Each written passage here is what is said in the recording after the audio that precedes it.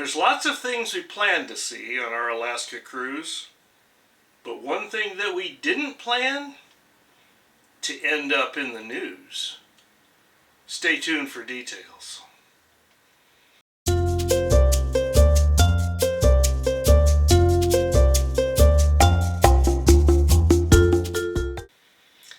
Welcome back to My Travel Window, where we offer tips to travel when you're old enough but not too old, and you want to travel as far as you can and in depth as you can. Our goal is to help you fill in that travel window. Today, we're going to talk about our just completed Princess Cruise to Alaska. And I decided the best way to tell you about it is to use a format that I picked up from Walter's World. Today, we're going to talk about the Discovery Princess and the 5 hates. Well, hate's a harsh word. 5 things we didn't like. And the 5 loves of Discovery Princess. Spoiler alert, we absolutely loved our trip. So let's get on with it. Hate number 1, COVID. Yep, we still have to deal with COVID. As with all Alaska voyages sailing out of Seattle, ours was a 100% vaccinated and tested ship. In addition to providing proof of vaccination, each of the 6 people in our party was required to produce a negative COVID test within 2 days of boarding. Once on the ship, masks are recommended but not required. The majority of people chose not to wear them, though I would guess maybe 10 to 20% did, and particularly in indoor venues. We were not aware of any COVID issues anywhere on the ship until my wife began to experience some allergy-like symptoms on the last night of the cruise. Once home, others in our party also had some symptoms, so we tested. 3 of the 6 people in our group tested positive. Now, symptoms are light, like a mild to moderate cold. At this point in the pandemic, there's a very real likelihood you're going to catch COVID regardless of vaccine status and regardless of your location. Any kind of travel increases that risk. Cruise ships try and mitigate that with vaccines and testing. It's still the most restrictive form of travel. Bottom line, if you don't want to vaccinate, you likely need to wait another year or more to cruise. Even if you do vaccinate, there's a real possibility you'll catch COVID on a ship. In the vast majority of cases, that will be mild. If you stress over that, and it stresses you to the point that you wouldn't enjoy the trip, then wait. But for us, we would gladly do the trip again, even knowing the outcome. Hate number 2, crowds. A few months into the cruise restart, my wife and I did a cruise. Passengers and cruise ship alike were cautious, and our, at that point, 2,200 person ship sailed with 900 passengers. Masks were mandatory and a nuisance, but sailing on a ship that was 40% full was a glorious experience in terms of crowds. 9 months later, our Alaska ship was very close to its 3,660 passenger capacity. One of the waiters told us that we were at 3,500. While the ship can handle this number, the usual full ship problems pop up. We often had to wait for 3 or 4 elevators because the elevator would stop on our floor, already be full. On one night, we had to break our group up for dinner because there was no table available for 6 people. So we sat 2 people at each of 3 tables. We missed one show because there were no seats available, and we weren't able to go to a later show. Hate number 3. The Princess Medallion app. Now, one of the preteens on our trip has his own cell phone. When his father attempted to install the Princess Medallion app onto his phone, he was unable to do so initially. Why? Well, within the Play Store, the app has a children's filter that will not let them download any apps that are deemed questionable. The rating on the Princess app is so low, it falls into the questionable status. The dad had to do a parental override in order for him to even install the Princess app. The Princess Medallion app were developed during the COVID shutdown as a means of ensuring a freer and more hands-free cruise environment. My feeling is that it wasn't quite ready for prime time, and it's still a work in progress. It does work most of the time, and it doesn't give you bad information. It just doesn't always come up with what you're looking for, either because you don't know how to search for it, or because you don't want to wade through and wait on the process. Hate number 4, unplanned trip adjustments. Everyone who travels understands that things will not go as planned. Flights get delayed, luggage gets lost, vehicles break down, pockets get picked, weather doesn't cooperate. Rain is often an issue at Alaska cruises, but we were blessed with great weather. In fact, 2 of our number got sunburned while we were on the trip. We expected this cruise to be more predictable, and it was. But we still had 2 unpleasant surprises.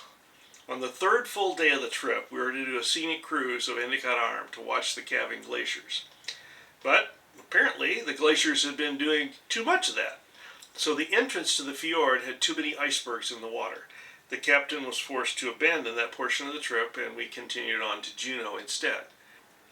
The second, more serious surprise came when we were about to disembark in Skagway, our last Alaska stop. Staff had just set up the gangway on the dock. We were preparing to disembark passengers when suddenly we heard a crashing noise. And honestly, our first thought was that some other cruise ship had either crashed into us or crashed into the dock. So we rushed out on our balcony to see that a portion of the hillside had just given away on the other side of the dock, and boulders hurtled down onto the dock and rolled across right to the spot where we were about to get off the ship. Now, when you see the damage in these pictures done to the concrete, you can appreciate the force. But I was amazed. Princess completely revamped the day and had us on shore within 2 hours of the landslide.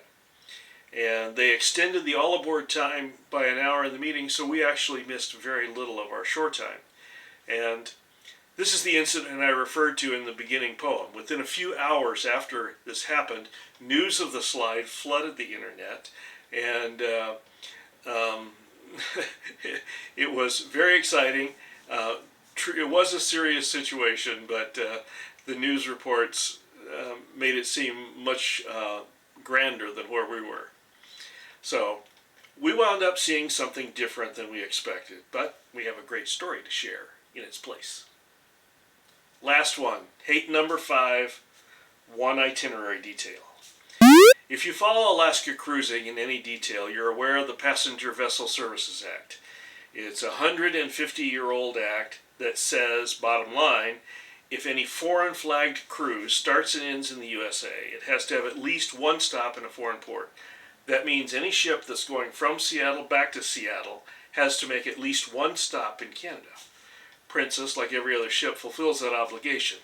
So on the very last night of the cruise, we sailed into Victoria, British Columbia. But the stop is almost a joke. We arrived at 7 p.m., and we have to be back on the ship by 11:30. So 4.5 hours sounds like somewhat reasonable time. And since it gets dark at 9:30, it means that your sightseeing is restricted to about 2 hours, basically from about 7:30 to 9:30. You got 2 hours to make it off the boat, hustle into the port, see anything you want to see, and hustle back on board. And any distant sites, like the most popular site in the place, which is Butchart Gardens, are impractical to visit. So, when you book your trip to Alaska, be sure to check out where you stop in Canada and how long. This is my only complaint about Princess's itinerary. Before I get to the 5 loves, let me invite you to like and subscribe. It doesn't cost anything. It tells YouTube that people are liking the video, and it encourages them to recommend us to more people. And so it gets more people to watch us. So, okay, how about the 5 loves of this cruise? As you'll see, I'm condensing some of them because I could easily give you 15 or 20. Love number 1, the ship. The Discovery Princess is magnificent. Most Princess ships have a similar design and feel, but we've never been on a ship this new. It's only been sailing for 2 months, everything gleamed. The layout combines the best of previous Princess ships, like that atrium that you've come to know and expect if you're on a Princess ship, but it introduces new features like multiple main dining rooms where they break it up and it makes the dining experience more personal. The steward on the first night opened up the partition between the two balconies, so we had one long balcony that all the people in those two cabins could share together, and it was terrific. The beds were great, included two options for the kids. They could have a fold-out couch or they could have an upper bunk that folded down from the ceiling. I can't think of another part of the ship that was not fabulous. From the pool and outdoor theater to the dozen or so places to eat, everything was great. If you have a chance to go on this particular ship, you should go. Love number 2, the service. We've heard stories that some cruise lines have reduced service in some areas because they struggle to get fully staffed after the pandemic. We've also heard that new or restarted ships sometimes take a while to get up to speed, but this ship gets across the board 10s in almost every service aspect. Staff were super friendly. We finally started asking them how long they had worked for Princess. We asked maybe half a dozen. All at least 10 years, most were closer to 20.